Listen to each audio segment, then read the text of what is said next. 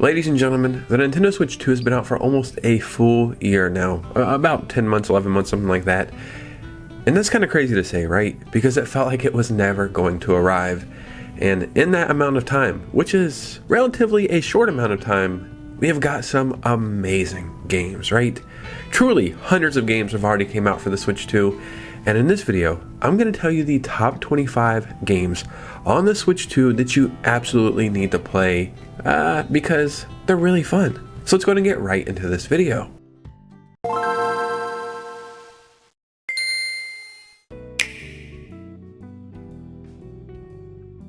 That's right, this console right here. Oh yeah, look. Ooh, different colors. Wow, different colors. This console right here though, it's been a little less than a year and it's already one of my favorite consoles of all time. And I can't imagine any other console that I would currently want to play this much. There's some amazing games. We're going to talk about those. The only caveat is all these games have to have official Switch 2 editions or be released exclusively for the Switch 2. So no great Switch games that got like free Switch 2 upgrades or Switch 1 games that just run better. Only Switch 2 games, right? And this was hard to narrow it down to only 25. So before we get started, if you could hit a like and subscribe, that would truly mean the world to me. Truly, follow me on Instagram and Twitter so we can keep our communities growing. And let's just go ahead and get right into this one. So first, let's just start with Mario Kart World. Because if you got a Switch 2 launch day like I did, a lot of us got the Mario Kart World bundle, and this was our introduction into the Switch 2. Now, this is an amazing game, right? It's a lot of fun. It's incredibly well made. The only problem is, since the game came out, they haven't really done anything else extra. I think they added a new battle mode. So, you know, sometimes you're sitting here like, well, look at all this stuff Mario Kart 8 Deluxe has, but that game also had a full decade of like updates and DLC. So, you know, we got to give this game some time. And I know here in a few years, we're going to look at it like, I can't believe there's all these things to do. Still, for the time being, Mario Kart World is incredible. It's a lot of fun, and it just looks and runs amazing. Now, these next two games, I'm going to bundle those together, and that is the Switch 2 edition of Tears of the Kingdom and Breath of the Wild. These games are already masterpieces. They were just incredible games to play on the Switch. I think they're both the highest selling Zelda games of all time, and they got a lot of new people into the franchise. So Zelda's my favorite franchise. I beat both of these games on my Switch. I beat Breath of the Wild multiple times on the Switch. On the Switch 2 though, it's just the same games, just with better performance and frame rates, and now they feel like brand new entries entirely. They are, whatever a masterpiece is, they are a step above that now, and I cannot recommend these games enough. And I also envy people who are going to play these for the first time on the Switch 2. Now, a game that is tied for my favorite game of all time. It goes back and forth. Some days it's Zelda the Wind Waker, other days it is Cyberpunk 2077. I beat this game and the DLC on my PlayStation 5, and I went in blind, not knowing really much about it, and I fell in love with it. So getting this on the Switch 2, I was a little cautious, right? Like, I just played this on the PlayStation 5. There's no way I'm going to get a similar experience on a handheld console. It's just not realistic. But I actually played this game even more on my Switch 2, beat the game and the DLC again, and it's one of the few games in my entire life that I 100% completed. Did every challenge, every side quest, all the DLC, every mission, bought every car. I did everything you could possibly do, and I have to stop myself from replaying this game again right now because there's other games to play, right? So yeah, this is just a modern gaming miracle to be able to play something like this on a handheld console like the Switch 2, and I have to give it bonus points for being a true physical cartridge as well. So Donkey Kong Bonanza was a game I thought looked interesting, and I knew I was eventually going to get around to it, but it wasn't a game I was thinking about picking up day one just because I didn't really care that much, I guess. Then they showed us like the Donkey Kong Bonanza Direct, and I can't remember what it was, but something in that video really intrigued me, and then I knew I had to pick this up day one. And it was a game that I could not stop playing. Like, I started playing it, a week flew by, and I had finished the game. And it really is one of my favorite gaming experiences of all time. And I truly think it's like a top 5 Nintendo game of all time. I know that sounds crazy, but I just think it's one of the best things they've ever made. It's whimsical, it's fun, it's charming. I really love Donkey Kong and Pauline's relationship. Yeah, it's just a magical game, man. They did a phenomenal job on this.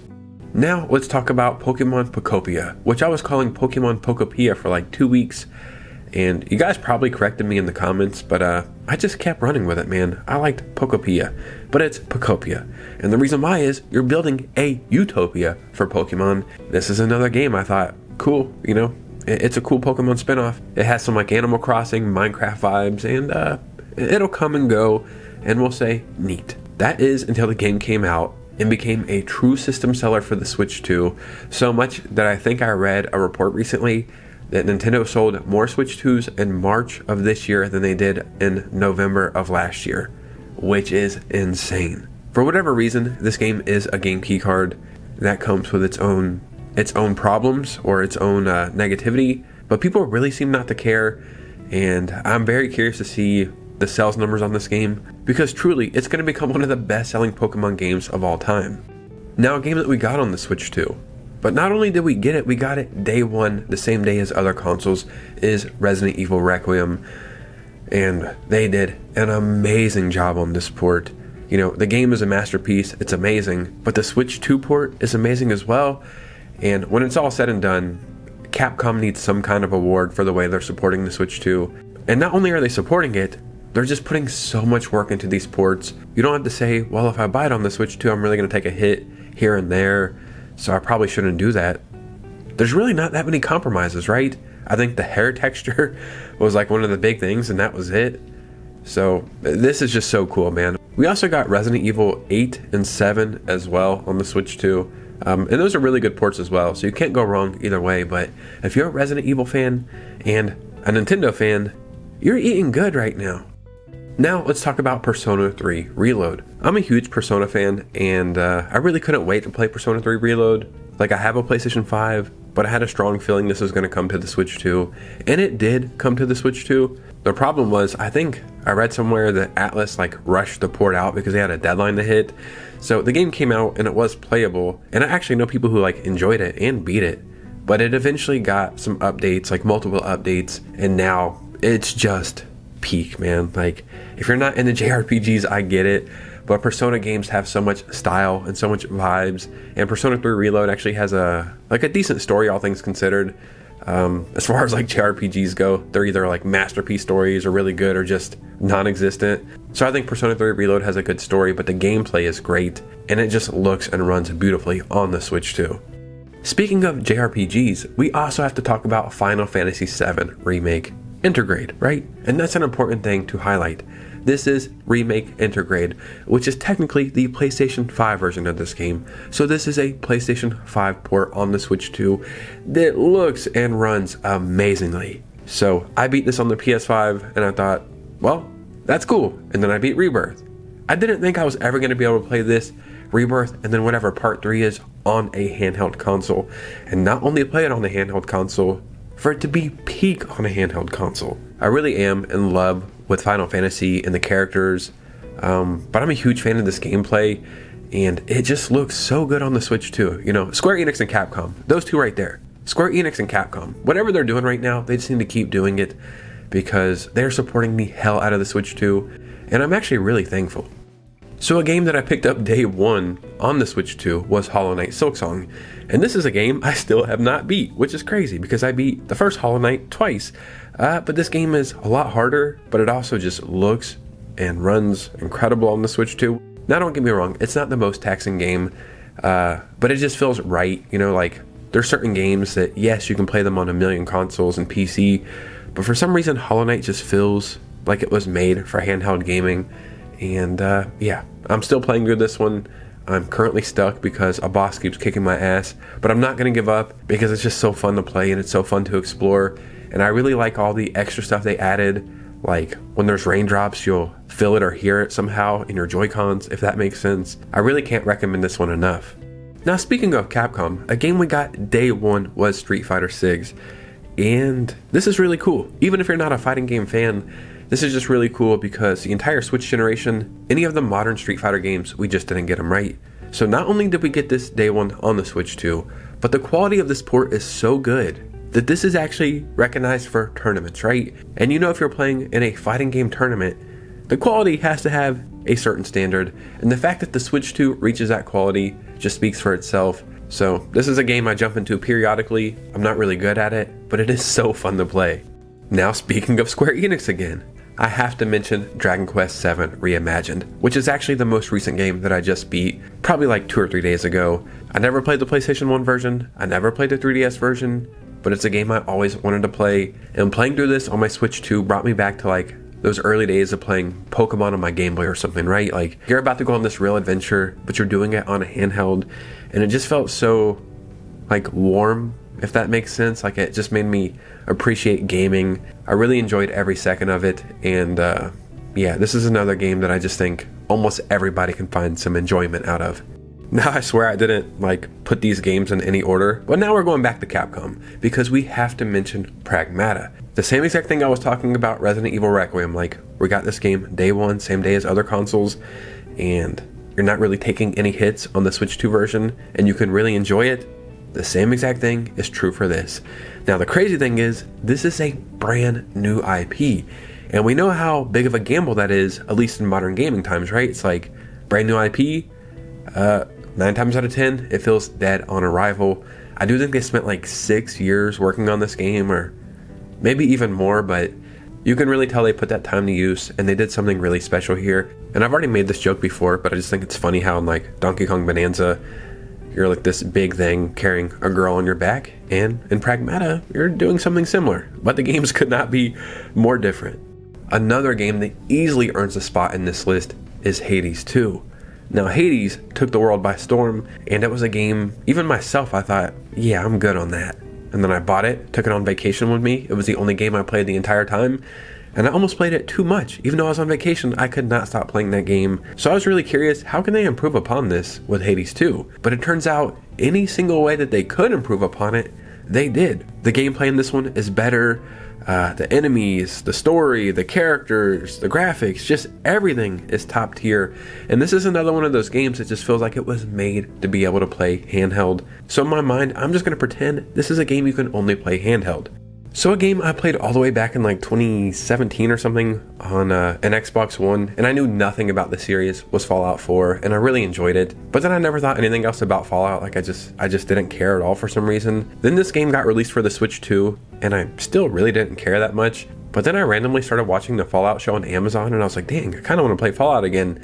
So I bought the Switch 2 port, which is Fallout 4 Anniversary Edition, and I put like 60 hours into this game in probably 2 weeks. It's easily one of my favorite ports on the Switch 2 so far, and one thing that I like that they really did is they added a 40 frames per second mode as well, which is just that sweet spot, right? It's something I hope a lot more games will implement in the future. Yeah, this is a game I had to like stop myself from playing. Like, I beat the main storyline, and I know I could play another 200 hours easy, but I thought, you know what, there's other games you need to play. Let's just delete this for right now, and we'll come back to it. So this is another game I cannot recommend enough. So a game I recommend all the time, really, like in eShop sell videos or any videos where I'm talking about Switch 2 games, Sonic X Shadow Generations is so damn fun. And I know, you're either a Sonic fan or you're not. It's not like you get new Sonic fans, because it just seems like that's not something that happens. But Sonic X Shadow Generations it's just so damn good. You know, I think this might be the best Sonic collection of all time, and Shadow Generations truly might be the best Sonic game of all time.